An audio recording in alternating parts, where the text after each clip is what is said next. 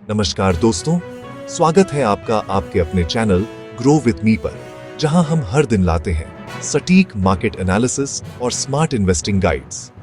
अगर आप share market में समझदारी से पैसा कमाना चाहते हैं तो चैनल को लाइक करें, सब्सक्राइब करें और बेल आइकॉन दबाना न भूलें।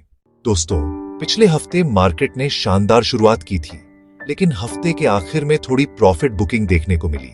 निफ्टी 25,795 के स्तर पर बंद हुआ, करीब 96 अंक नीचे। सेंसेक्स भी लगभग 85 अंक फिसला। आरएसआई इंडिकेटर अब भी ओवरबॉट जोन में है। आरएसआई को समझना ट्रेडिंग में बहुत जरूरी है। चलो इसे आसान भाषा में समझते हैं। आरएसआई क्या होता है? आरएसआई को रिलेटिव स्ट्रेंथ इंडेक्स कहा जाता है, या एक टेक्निकल इंडिकेटर है जो यह बताता है कि कोई शेयर ज्यादा खरीदा या ज्यादा बेचा गया है। इसका स्कोर 0 से 100 के बीच रहता है। एग्जाम्पल से समझो, मान लो किसी शेयर का आरएसआई 82 दिखा रहा है। इसका मतलब है कि पिछले कुछ दिनों में उस शेयर में बहुत तेजी से खरीदारी हुई है। अब संभावना है कि लोग प्रॉफिट बुकिंग करें और शेयर की कीमत थोड़ी गिरे। मतलब मार्केट को थोड़ी ठंडक की जरूरत है। अब बात करते हैं सोमवार 27 अक्टूबर 2025 की। वैश्विक संकेत इस बार मिले जुले हैं। डाउ जोन्स लगभग स्थिर रहा, जबकि नैस्डैक में हल्की गिरावट दर्ज की गई। इंडिया वीएक्स 13.2 पर है, यानी बाजार में डर कम है और भरोसा ज्यादा दिखाई दे रहा है। क्रूड ऑयल की कीमतें स्टेबल हैं, जबकि डॉलर इंडेक्स 100.4 के आसपास ट्रेड कर रहा है। रुपी थोड़ा मजबूत हुआ है, जिससे फॉरेन इन्वेस्टर्स का मूड पॉजिटिव रहेगा। हमारा अनुमान है कि सोमवार को मार्केट हल्की तेजी या साइडवेज रहेगी। अगर निफ्टी 26,000 के ऊपर निकलता है तो एक नई रैली शुरू हो सकती है।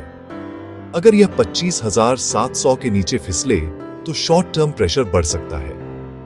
सेक्टर वाइज देखें तो आईटी और एफएमसीजी सेक्टर में हल्की मजबूती रहेगी, जबकि बैंकिंग और मेटल में प्रॉफिट बुकिंग संभव है। मिड कैप्स और आईपीओ स्टॉक्स नई एनर्जी दिखा सकते हैं। जयेश लॉजिस्टिक्स लिमिटेड का आईपीओ सोमवार को खुलेगा, जो मिड कैप और लॉजिस्टिक्स सेक्टर में नई एनर्जी ला सकता है। डे ट्रेडर्स को स्टॉप लॉस टाइट रखना है और सिर्फ कंफर्म्ड ट्रेंड पर एंट्री लें।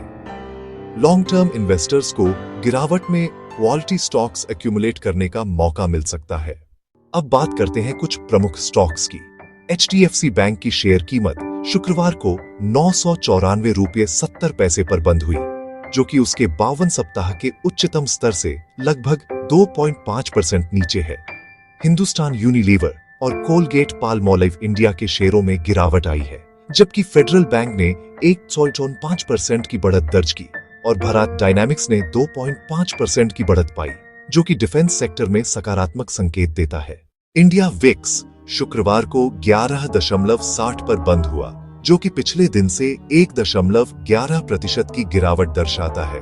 यह संकेत करता है कि निवेशकों में डर कम है, लेकिन इसका मतलब यह भी है कि मार्केट में उतार चढ़ाव की संभावना बनी रहती है। क्रूड ऑयल की कीमतें भी $61 और 44 सेंट प्रति बैरल तक गिर गई हैं। ये पिछले महीने की तुलना में लगभग 5.45% की गिरावट है। इससे महंगाई पर दबाव कुछ कम हो सकता है, लेकिन वैश्विक व्यापारिक तनाव अब भी एक चिंता का विषय बने हुए हैं। इंडियन रूपी ने यूएस डॉलर के मुकाबले 87 रुपये 80 पैसे के स्तर तक मजबूती दिखाई है, जो कि पिछले कुछ महीनों में सबसे अच्छा प्रदर्शन है। यह आरबीआई की नीतियों और विदेशी निवेशकों के सकारात्मक रुख का परिणाम है। डॉलर इंडेक्स भी 98 रुपये 94 पैसे के स्तर पर है, जो कि अमेरिकी डॉलर की मजबूती को दर्शाता है। लेकिन यूएस इन्फ्लेशन डेटा की घोषणा के बाद इसमें बदलाव आ सकता है। दोस्तों, अगर आप निवेश की सोच रहे हैं तो कुछ महत्वपूर्ण बातें ध्यान में रखें। डाइवर्सिफिकेशन, अपने पोर्टफोलियो को विभिन्न सेक्टर्स में फैलाएं। स्टॉप लॉस, हर निवेश के लिए एक निश्चित हानि सीमा तय करें। रिसर्च, किसी भी स्टॉक में निवेश करने से पहले उसकी पूरी जानकारी लें। लॉन्ग टर्म पर्सपेक्टिव, बाजार की उतार चढ़ाव से घबराएं नहीं, लंबी अवधि में निवेश करें।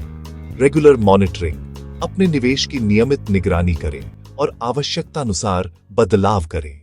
तो दोस्तों, ये था सोमवार 27 अक्टूबर 2025 का पूरा मार्केट आउटलुक। अगर वीडियो पसंद आई हो तो दिल से एक लाइक ठोकना मत भूलिए ऐसे ही जानकारी भरे वीडियो के लिए ग्रो विद मी को सब्सक्राइब करें और बेल आइकन दबाएं। कमेंट में बताइए अगली बार आप कौन से सेक्टर या स्टॉक पर डिटेल एनालिसिस देखना चाहेंगे। और हमेशा याद रखिए, हर छोटा कदम बड़ी सफलता की ओर बढ़ता है। सीखते रहो, बढ़ते रहो और ग्रो विद मी के साथ जुड़ते रहो। आपका हर एक व्यू, लाइक और सपोर्ट हमारे लिए बेहद कीमती है। वीडियो देखने के लिए दिल से धन्यवाद। आपका दिन शुभ हो और निवेश हमेशा समझदारी से करें। जय हिंद।